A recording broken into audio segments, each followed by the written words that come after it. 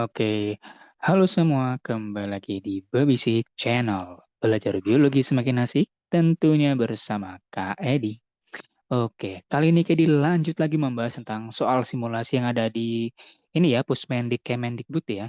Jadi ini akan merupakan soal yang dianggap sebagai kisi-kisi atau bayangan di mana kurang lebih soal TK akan mengacu pada soal-soal yang ada pada web ini gitu ya.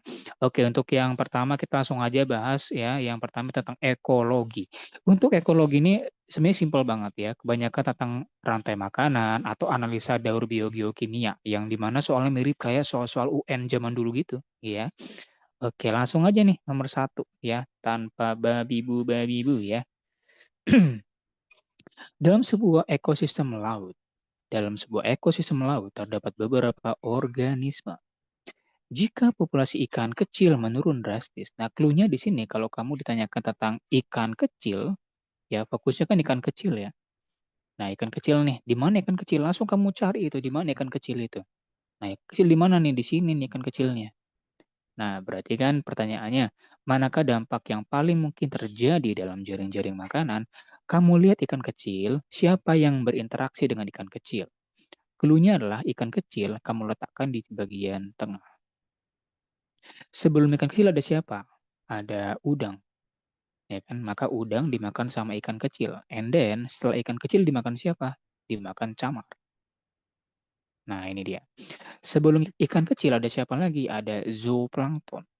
Ada zooplankton. Nah, setelah itu dimakan ikan kecil, kemudian ikan kecil dimakan sama si bisa camar, bisa anjing laut, gitu ya. Jadi clue-nya adalah, oh kakak salah nih gambarnya. Harusnya polanya nggak begini, karena dia bercabang-cabang ya. Jadi clue-nya adalah yang sebelum dan sesudah. Ini sebelum nih, sebelumnya si ikan kecil ya, itu ada siapa? Ada udang, ada zooplankton. Ya, ada udang dan zooplankton. Kemudian ini tokoh utamanya ya, tokoh utamanya siapa? Tokoh utamanya, tokoh utamanya ikan kecil. Jadi dia sebagai primadonanya di sini ya, di soal ini.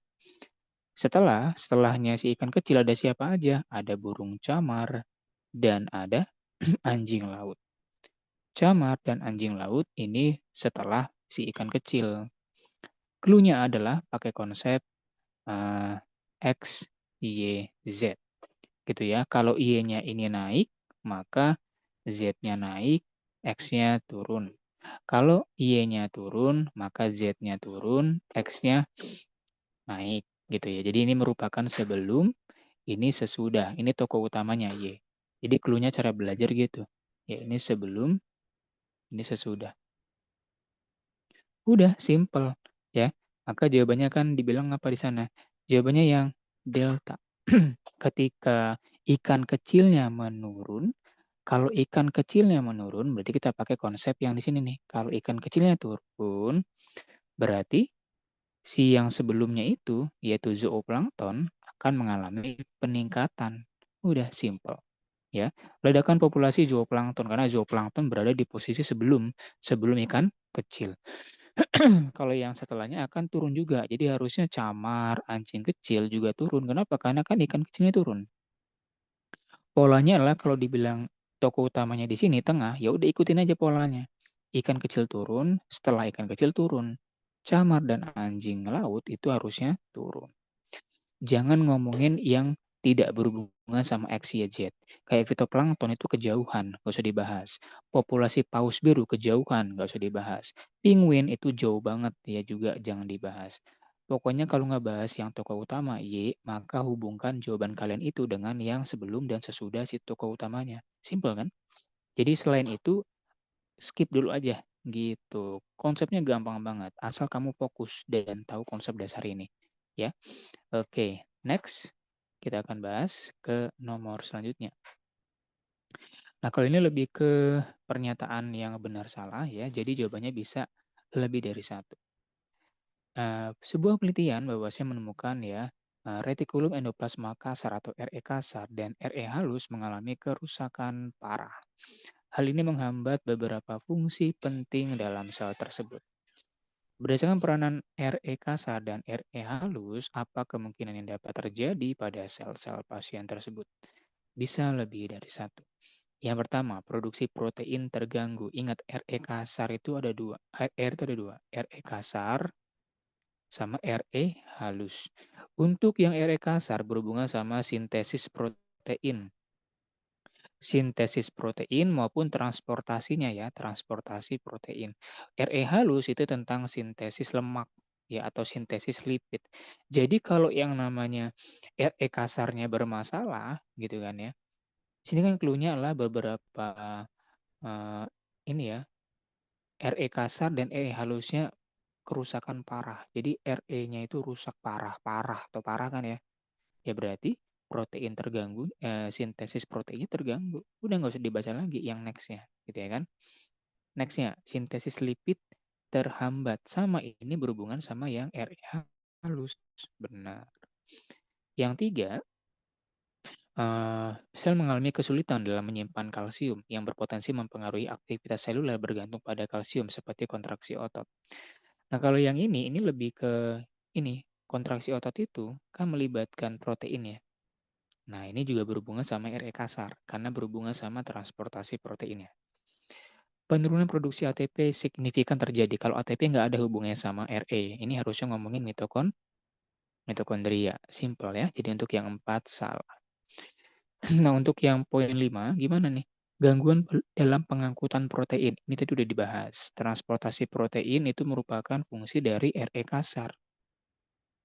Kalau ini RE halus, ya kan? Sehingga di sini yang salah itu hanya di poin 4, gitu ya. Next, sistem imun. Sistem imun di sini menggunakan data COVID ya sejak kapan tuh? Sejak Maret 2020 ya sampai dengan Mei 2025. Di mana pusatnya itu terjadi di mana lonjakannya, duh nggak terlalu jelas ya gambarnya. Ya kurang lebih seperti itulah ya. Nah untuk yang nomor 3 ini, manakah pernyataan berikut yang logis yang didukung di data tersebut? Ini kan ada, aduh kecil banget itu. Ini Mei 2020, ini November 2020, 2021 naik banget nih. Nah, iya nggak sih? Itu 2021 kan ya? Ini 2021 juga, 2022. Nah gitu. Jadi ini kenaikannya, ini yang kena ya, berapa jumlah orang yang terpapar. Kalau yang meninggal itu yang warna merah, kalau yang terpapar, ada juga yang sembuh ya. Ini warna sembuh sama warna kena nggak terlalu jelas ya gambarnya sebenarnya. Oke. Semoga sih nanti waktu ujian TKA jelas ya. Ini kan sama-sama biru muda ya. Kepala itu ya.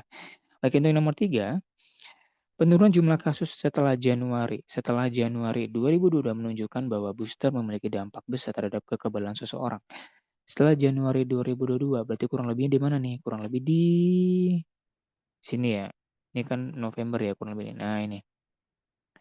Apakah benar? Iya, benar. Karena saat itu kan udah ada booster ya. Jadi ada vaksin booster yang penguatan Januari 2022. Next, jika vaksin booster tidak diberikan, kemungkinan jumlah kasus tetap menurun karena vaksin primer sudah cukup. Ini nggak bisa. Vaksin itu beberapa kali harus, karena vaksin itu punya masa efektif. Jadi kalau nggak pakai booster, yang ada malah kemungkinan ada naik, ada turun. Tapi kalau tetap turun, ini seolah-olah kayak kesimpulan pasti ya. Ini kan belum pasti. Ya, jadi untuk yang nomor 2 salah. Vaksin primer dan booster bekerjasama membentuk suatu kekebalan kolektif ya atau gabungan sehingga menurunkan jumlah kasus secara bertahap. Benar. Vaksin itu kerjanya pelan-pelan, nggak langsung. Kalau yang mau langsung itu mungkin serum. Ya, jadi ini kalau vaksin dia bertahap. Oke, next, penurunan jumlah kasus terjadi secara alami karena vaksin primer menyebabkan virus tidak terlalu ganas. Salah, vaksin primer tuh harus lanjut ke vaksin lanjutan. Jadi nggak cukup cuma vaksin primer, ini berhubungan sama pernyataan yang nomor 2 tadi. Vaksin booster sudah efektif menurunkan jumlah kasus, namun perlu vaksin booster lanjutan. Ini nih, vaksin booster aja yang penguat itu masih butuh lanjutan. Karena apa? Karena untuk jangka panjang. Ini benar. Jadi vaksin itu, cara kerjanya itu dia nggak langsung, dia bertahap dan nggak terlalu efektif kalau cuma sekali aplikasi, harus beberapa kali aplikasi. Kenapa? Virusnya ini kan virus apa? Virus RNA. Corona itu virus RNA. Kamu tahu nggak virus RNA? Ciri khasnya apa? Ciri khasnya selalu mengalami mutasi. Ya, selalu mengalami mutasi. Sehingga susah dikendalikan. Gitu. Hari ini mungkin kamu pakai vaksin untuk mengatasi protein virus RNA yang ini. Ternyata 2 minggu lagi atau 1 bulan kemudian itu si coronanya sudah bermutasi lagi untuk protein luarnya. Sehingga perlu yang namanya vaksin lanjutan. Kayak gitu konsepnya. Jadi nggak bisa kalau cuma sekali, oke ini udah aman, nggak bakal kena. Nggak bisa kayak gitu. Ya, kayak gitu. Next nomor 4. Untuk yang nomor 4, ini namanya apa nih? Oke, ini. Kelainan dalam kehamilan. Zigotnya tidak berkembang di dalam rahim, melainkan di luar rahim, namanya kehamilan ektopik, yaitu kehamilan di luar kandungan. Atau biasanya kan kalau hamil itu di mana? Di rahim, di uterus. Nah, ini dia enggak, ektopik ini di luar. Jadi hamilnya di selain uterus atau mungkin di dekat-dekat uterus tapi enggak yang pada selayaknya gitu ya. Pernyataan benar salah. Oke, kita cek ya pernyataan benar salahnya ya. Pembuahan tetap terjadi di tuba Fallopi, namun gangguan pada selia tuba menyebabkan zigot gagal mencapai rahim. Benar banget. Kalau untuk pembuahan, umumnya awalnya itu nggak pernah ada masalah. Setelah pembuahan, itu biasanya ada pergeseran kan. Digeser atau bergerak tuh si zigotnya untuk menuju ke rahim. Nah, gangguan pada selia tuba yang mungkin kurang lentur, kurang fleksibel ya, didukung dengan hormon yang kurang mendukung mungkin ya, sehingga zigotnya gagal mencapai rahim dan gagal mengalami implantasi atau penempelan kepada bagian dinding rahim dalam namanya endometrium. Sehingga di sini benar. Next yang keduanya zigot yang tertanam di tuba Fallopi menunjukkan adanya masalah pada mekanisme. Nah, salah satunya zigotnya itu bukan nempel pada rahim atau endometrium atau uterus, dia malah nempel atau tertanam di tuba Fallopi. Jadi dia habis fertilisasi atau pembuahan, dia nggak bergerak ke rahim, dia diem aja itu kayak stuck di bagian tuba Fallopi. Padahal harusnya tuba Fallopi itu hanya untuk fertilisasi aja atau pembuahan. Yang harusnya setelah itu dia geser ya, berpindah ke rahim. Nah, dia nempel malah. Nah, karena nempel berarti kehamilan di luar rahim. Namanya hamil ektopik. Benar. Sel telur dan sel sperma bertemu di vagina. Hah? Ini udah ketahuan salah nih. Pembuahan bukan di vagina, tapi pembuahan di mana? Di tuba Fallopi. Ini jelas banget ya. Ini harusnya di tuba Fallopi, bukan di vagina. Ya kali. Ya, ini salah. Next, ini tentang metode ilmiah. Nah, clue-nya di sini adalah tentang membuktikan ucapan tetangganya, maka berarti dia ucapan tetangga itu masuknya adalah hipotesa. Nah, untuk membuktikan, biasanya dia ngapain? Untuk membuktikan dia lakukan namanya eksperimen. Karena eksperimen merupakan tindakan lanjutan setelah seseorang itu menemukan namanya hipotesa atau dugaan atau ucapannya. Seorang petani jagung membeli benih jagung sebanyak 1 kilogram di toko pertanian. Harga benih jagung tersebut ternyata beberapa kali lipat lebih mahal dari harga jagung di pasaran. Oke, karena alasan mahalnya benih jagung di toko pertanian, pada saat panen, petani tersebut memilih jagung yang kualitasnya bagus untuk dijadikan benih.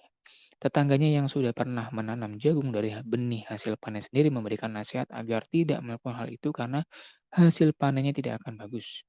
Penasaran? Maka gimana? Ya dia langsung aja melakukan eksperimen, ya. Benih lokal sama benih yang dari toko, kan gitu. Harusnya dia melakukan eksperimen. Tinggal buat aja eksperimen, mungkin sepetak sawah diberikan benih lokal, benih yang dari sendiri ya, sama benih dari toko. Udah, dibuat aja pengulangan. Masing-masing 3 kali pengulangan, kemudian lihat hasilnya nanti setelah panen.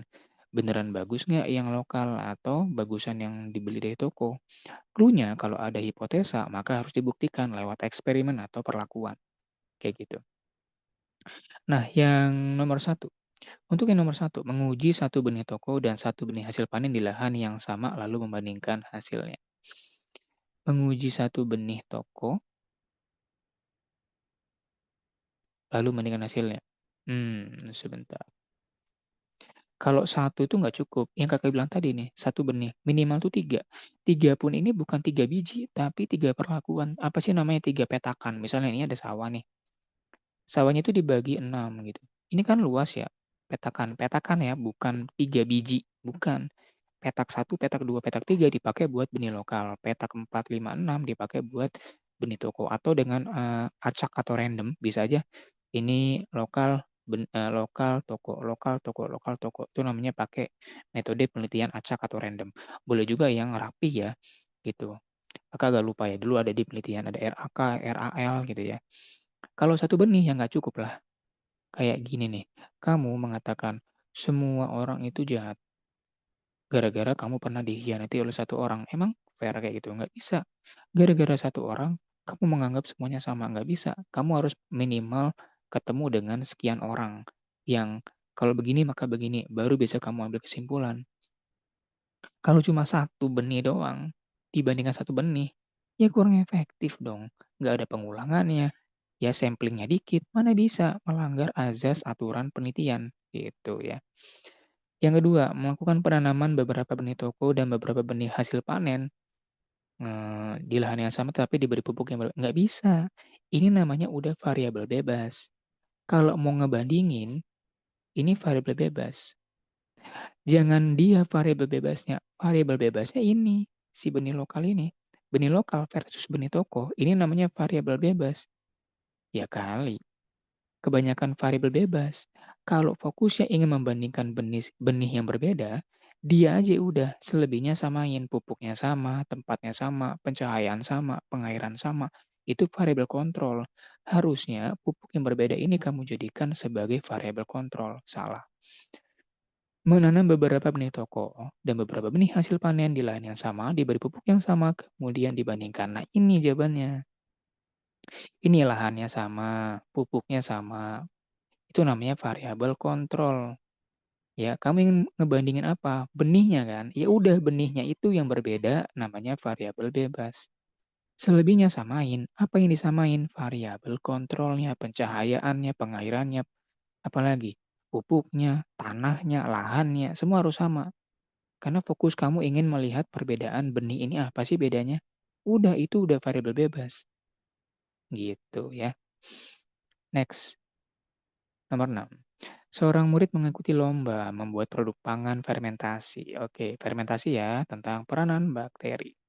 Yaitu membuat yogurt. Yogurt ini menggunakan Lactobacillus bulgaricus ya. Lactobacillus bulgaricus. Salah satu tahap penting dalam pembuatan yogurt adalah penambahan bakteri. Kita cek di sini apa jawabannya. Langkah pertama yang dilakukan untuk memastikan bakteri yang digunakan dalam fermentasi berfungsi dengan optimal adalah dengan cara apa nih? Dengan cara dibangunin ya. Kalau bakterinya bobok buat apa ya? Jawabannya yang eko. Memasukkan bakteri pada saat susu memiliki suhu 40-45 derajat sehingga bakteri aktif, sehingga enzimnya juga aktif. Gitu ya. Jadi di sini kan ini kan proses metabolisme bereaksi secara enzimatis sehingga kalau bakterinya nggak aktif maka tidak akan ada lanjutan selanjutnya. Next, seorang atlet mengalami kelelahan otot setelah latihan intensif. Pelatihnya menjelaskan bahwa sel-sel otot sedang mengalami peningkatan aktivitas metabolik untuk memenuhi kebutuhan energi. Ya benar yang kemarin ya. Kalau banyak aktivitas, otomatis kebutuhan energi juga banyak. Sehingga kalau kelamaan bisa lelah gitu ya. Salah satu mekanisme utama yang terjadi dalam sel-sel otot adalah clue-nya ini apa? Produksi energi, ya kan? Jawabannya yang Charlie. Ini kan proses apa? Respirasi. Respirasi meningkat. Respirasi meningkat ketika aktivitas juga meningkat. Gitu. Kalau yang ini bukan penggabungan molekul, ini penyimpanan. Yang ada malah dipecah, bukan penyimpanan. Pembentukan lemak yang ada dipecah, bukan disimpan ya. Sintesis ATP ini habis makan, ini setelah makan, ya. Bukan saat olahraga. Saat olahraga glukosa itu dipecah ya buat menghasilkan energi cepat. Dia lagi butuh energi, clue-nya lagi butuh energi, berarti mana yang menghasilkan energi? Simple banget. Next, setelah berlari selama 30 menit tanpa henti, seorang murid merasa nafasnya menjadi lebih cepat dan dalam. Hal ini terjadi karena tubuhnya membutuhkan lebih banyak oksigen yang tadi ya, dan harus membuang karbon dioksida lebih cepat. Untuk membantu tubuh kembali ke kondisi normal dan mendukung proses pernapasan yang optimal, Aktivitas apa saja yang sebaiknya dilakukan oleh pelari dalam situasi tersebut? Nah, clue-nya adalah supaya apa? Kembali ke kondisi normal. Orang lagi olahraga kan panas. Maka kalau udah selesai, biar kembali ke suhu normal, biasanya orang melakukan yang namanya pendinginan, ya. Kemudian napasnya mulai perlahan kembali ke napas yang santai. Jadi yang satu benar. Yang kedua, mengatur napas dengan teknik pernapasan dalam atau deep breathing, ya, secara perlahan. Benar, breath control, ya. Clue-nya kalau mau kembali ke posisi semula, napas kamu perlahan ya, kamu turunin lajunya, lama-lama kembali ke normal. Langsung duduk atau berbaring tanpa bergerak agar tubuh cepat beristirahat. Ini kurang pas ya, karena kayaknya mengganggu aktivitas jalur darah. Ya, justru kalau kamu duduk atau berbaring ya, duduk mungkin boleh ya, tapi kalau nggak diikuti dengan pengaturan nafas, nggak bagus. Dan kalau langsung berbaring, itu nanti ngaruh ke sistem peredaran darah yang tidak maksimal dalam penyebarannya, gitu ya. Oke, nomor 9. Ini apa nih? Berdasarkan survei bla bla bla bla, penderita kerusakan ginjal yang parah perlu dibantu dengan cuci darah. Seorang murid bertanya, mengapa ginjalnya rusak tetapi darahnya yang dicuci? Ya karena ginjal itu pemfiltrasi darah, ya kan? Ginjal ini kan pencuci darah, filtrasi darah. Fungsi utamanya adalah filtrasi darah. Kerusakan ginjal mengganggu sirkulasi darah dan kemampuan sel darah merah dalam mengikat oksigen. Ini nggak nyambung ya. Darah merah itu punya HB yang fungsinya untuk mengikat oksigen, nggak ada kaitannya sama ginjal ya. Darah ya darah, ginjal ginjal. Ginjal itu membersihkan darah, darahnya tetap bisa mengikat oksigen. Jadi ini sama. Ketika ginjal tidak berfungsi dengan baik, darah menjadi kotor karena adanya sel-sel darah yang mati. Bukan masalah kotor, jadi bukan cuma sel darah merah yang mati, tapi apa? Banyak racun yang tidak bisa dibuang. Ya, banyak makanan baik atau nutrisi baik yang harusnya bisa dikembalikan ke tubuh, ini malah dibuang. Jadi bukan karena darah kotor atau sel darah merah mati, bukan cuma sekedar sel darah merah mati. Ya justru kalau sel darah merah mati itu bakal dibongkar di hati menjadi bilirubin, biliverdin, pewarna urin, dan feses. Kegagalan ginjal dalam menyaring zat sisa pencernaan memungkinkan limbah tersebut masuk ke dalam pembuluh darah. Ini ya, kegagalan ginjal dalam menyaring zat sisa pencernaan. Hmm? Kalau zat sisa pencernaan masuknya ke mana? Ke feses, bukan ke urin. Ginjal itu kan ngaruhnya ke urin. Kalau sisa pencernaan itu ke feses, ke pup, ya, bukan ke urin. Ya, jadi ini salah juga. Terganggunya fungsi ginjal menyebabkan sisa metabolisme tidak dapat tersaring dan terbuang dalam urin. Nah, ini clue-nya. Kalau ginjalnya gagal mengolah darah, maka banyak racun-racun yang mungkin malah tersebar di pembuluh darah, ya. Kemudian ada hal-hal baik nggak tuh? Ada molekul baik yang harusnya ditahan malah dibuang. Jadi prosesnya malah bermasalah. Karena ginjal tidak mampu menyaring darah, maka zat-zat sisa seperti urea dan kreatinin tetap berada dalam darah. Benar. Racun tidak terbuang lewat urin, sehingga badannya malah bermasalah. Ya, bisa jadi memang ada yang bagus malah dibuang, yang jelek malah tidak dibuang. Kayak kamu tuh punya sampah di rumah kamu, berminggu-minggu nggak kamu buang, bau nggak itu rumah kamu, bau, sama tubuh kamu jadi malah error. Karena harusnya ngebuang sampah lewat urin, ini nggak bisa ngebuang sampah, gitu ya. Oke, next terakhir. Seorang anak merasa kesal karena kolam ikan hias di dalam rumahnya sering ada kecebong. Untuk menjaga agar katak tidak lagi bertelur di dalam kolamnya, anak tersebut memindahkan katak ke selokan belakang rumah. Sekalipun dia sudah sering memindahkan katak dari kolam, akan tetapi hampir setiap menjelang malam ada katak yang bernyanyi di tepi kolam. Hari ini anak itu melakukan sesuatu yang belum pernah dilakukannya. Sebelum memindahkan katak, dia menandai katak-katak tersebut dengan angka-angka. Apa yang menurut kalian ingin diketahui anak tersebut? Lebih tepatnya adalah, apakah katak yang ke kolam itu adalah yang pernah dipindah? Jadi, apakah memang itu adalah beneran katak yang udah dipindah atau katak baru? Kok masih tetap ada katak gitu kan? Kalau yang satu, siapakah yang datang ke kolam itu? Ya katak. Kalau ini masalahnya ini belum pasti. Apa katak jantan atau katak betina? Ini nggak tahu nih, ya belum pasti. Katak manakah yang pertama kali datang ke kolam itu? Nah, ini juga apa nih? Kurang tahu juga kan, takutnya ada katak yang ditandai sama katak yang tidak ditandai. Jumlahnya kan juga nggak tahu kan? Jumlahnya belum pasti juga. Kalau yang ini ketahuan nih, apakah katak, jadi sebelum dipindah, katak-katak yang di rumahnya itu dikasih nomor 1, 2, 3, 4, sampai berapa lah ya, 10. Dipindah ke sekolah kan, selokan di belakang rumahnya, ya, biar tidak mengganggu, gitu ya. Ternyata masih ada bunyi lagi di depan. Nah, dia pengen tahu nih, itu katak yang udah gue pindahin atau katak baru sih, gitu kan, gitu. Dengan cara apakah katak-katak itu datang menuju kolam? Ya jalan lah, ngapain nanya lagi. Mengapa selalu ada katak yang datang ke kolam setiap waktu? Ya karena katak itu amfibi, suka dengan air, jadi nggak perlu ditanya. Ini namanya suatu pertanyaan atau rumusan masalah dalam metode ilmiah. Pertanyaan atau observasi ya. Oke, jawabannya yang Charlie.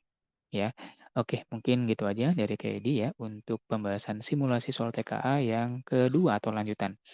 Sampai jumpa di pembahasan soal simulasi lanjutan ya, atau ketemu soal-soal TKA lanjut lainnya bersama Kedi. Berbisik Channel, belajar biologi semakin asik tentunya bersama Kak Edi.